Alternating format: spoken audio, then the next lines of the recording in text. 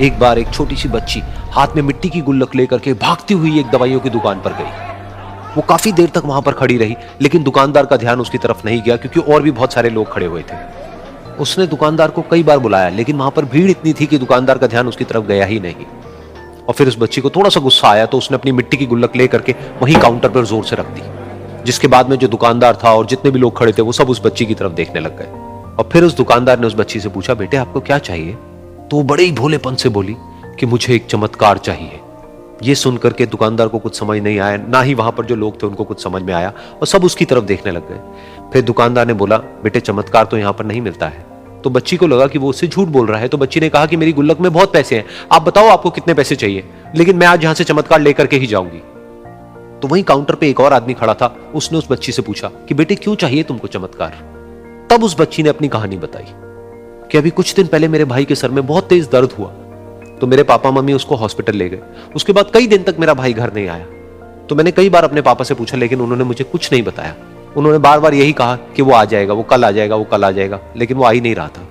तो मैंने देखा कि मम्मी रो रही है, और पापा मम्मी को कह रहे थे कि उसकी दवाइयों के लिए और उसके इलाज के लिए जितने पैसे चाहिए उतने मेरे पास में नहीं है, अब उसको कोई चमत्कार ही बचा सकता है। तब मुझे लगा कि अगर मेरे पापा के पास में इतने पैसे नहीं भी हैं तो क्या हुआ, मेरे पास में तो है। तो मैंने जितने भी पैसे जोड़ रखे हैं वो सारे लेकर के मैं इस दवाई की दुकान पर आई। फिर उस आदमी ने उस बच्ची से पूछा, कितने पैसे हैं तुम्हारे पास में? ये सुनते ही उस बच्ची ने अपनी गुल्लक उठाई, जमीन पर फेंकी और तोड़ दी, और पैसे गिनने लग गई। बाकी सब लोग खड़े होकर के उसको देख रहे थे। थोड़ी देर बाद उसने सारे पैसे अपने हाथ में इकट्ठे किए और बोली, मेरे पास में पूरे 19 रुपए हैं।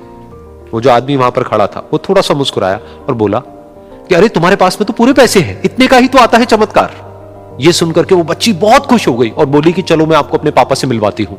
बाद में पता लगा कि वो आदमी कोई आम आदमी नहीं था, बल्कि एक बहुत बड़ा न्यूरोसर्जन था, और उसने सिर्फ 19 रुपए में उसके भाई की सर्जरी करी, और कुछ ही दिन बाद वो ठीक होकर के घर वापस आ गया। फिर कुछ दिन बाद वो बच्ची, उसका भाई, उसके पापा, उसकी मम्मी, चारों एक साथ बैठे हुए थे और बात कर रहे थे। तो उसकी मम्मी ने उसके पापा से पूछा कि अब तो बता दो ये चमत्कार आपने किया कैसे? तो उन्होंने अपनी बेटी की तरफ देखा और बोले, ये चमत्कार मैंने नहीं, इसने किया है।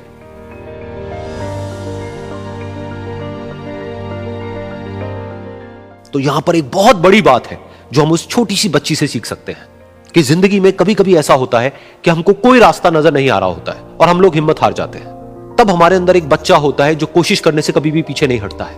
वो हार मानने को तैयार नहीं होता है क्योंकि उसको ना शब्द समझ नहीं आता है।